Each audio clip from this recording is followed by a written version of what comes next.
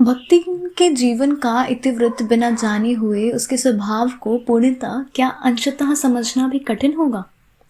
वह ऐतिहासिक झूसी में गांव प्रसिद्ध एक अहीर सूरमा की इकलौती बेटी ही नहीं, विमाता की किंवदंती बन जाने वाली ममता की छाया में भी पली है। 5 वर्ष की वय में उसे हड्डियां ग्राम के एक संपन्न गोपालक की सबसे छोटी पुत्रवधू बनाकर पिता ने शास्त्र से 2 पग आगे रहने की ख्याति कमाई और 9 वर्षीय युवती का गौना देकर विमाता ने बिना मांगे पराया धन लौटाने वाले महाजन का पुण्य लूटा। पिता का उस पर अगाध प्रेम होने के कारण स्वभावतः ईर्ष्यालु और संपत्ति की रक्षा में सतर्क विमाता ने उनके मरणांत रोग का समाचार तब भेजा जब वह मृत्यु की सूचना भी बन चुका था। रोटने पीटने के अपशकुन के से बचने के लिए सास ने भी उसे कुछ न बताया। बहुत दिन से नैहर नहीं गई, सो जाकर देखावे यही कहकर और पहना ओढ़ाकर सास ने उसे विदा कर दिया। इस अप्रत्याशित अनुग्रह ने उसके पैरों में जो पंख लगा दिए थे वे गांव की सीमा में पहुंचते ही झड़ गए। हाय लक्ष्मण बाई की अस्पष्ट पुनर्वृत्तियां और स्पष्ट सहानुभूतिपूर्ण दृष्टियां उसे घर तक ठेल ले गई, पर वहां न पिता का चिन्ह शेष था, न विमाता के व्यवहार में शिष्टाचार का लेश था। दुख से शिथिल और अपमान से जलती हुई वह उस घर में पानी भी बिना पिए उल्टे पैरों ससुराल लौट पड़ी। सास को खड़ी खोटी सुनाकर उसने विमाता पर आया हुआ क्रोध शांत किया और पति के ऊपर गहने फेंक फेंक कर उसने पिता के चीर विचोह की मर्म व्यथा व्यक्त की। जीवन के दूसरे परिच्छेद में भी सुख की अपेक्षा दुख ही अधिक है। जब उसने गेहूं रंग और बटिया जैसे मुख वाली पहली कन्या के 2 संस्करण और कर डाले, तब सास और जेठानिया ने ओठ बिचकाकर उपेक्षा प्रकट की।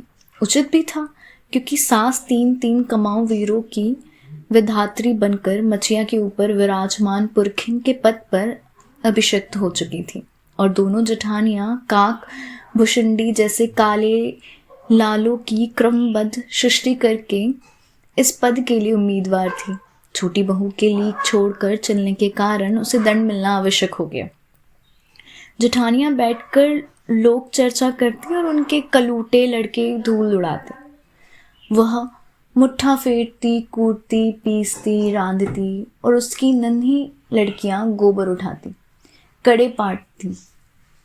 जेठानियां अपने भात पर सफ़ेद राब रखकर गाढ़ा दूध डालती और अपने लड़कों को लौटते हुए दूध पर से मलाई उतार कर खिलाती।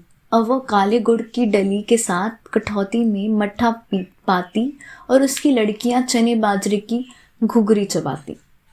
इस दंड विधान के भीतर कोई ऐसी धारा नहीं थी जिसके अनुसार खोटे सिक्के की टकसाल जैसी पत्नी को से पति को विरक्त किया जा सकता।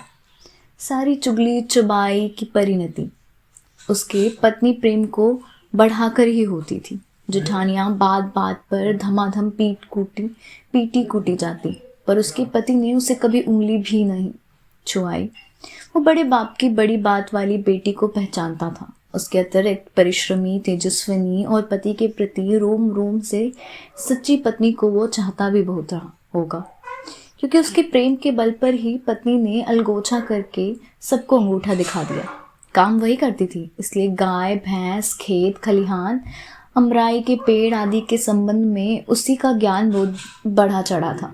उसने छाट छाट कर ऊपर से असंतोष की मुद्रा के साथ और भीतर से पुलकित होते हुए जो कुछ लिया वो सबसे अच्छा भी रहा। साथ ही परिश्रमी दंपत्ति के निरंतर प्रयास से उसका सोना बन जाना भी स्वाभाविक हो गया।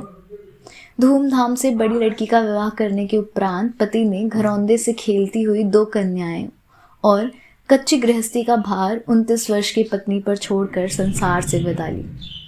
जब वह मरा तब उसकी अवस्था 36 वर्ष से कुछ ही अधिक रही होगी, पर पत्नी आज उसे बूढ़ो कहकर स्मरण करती है।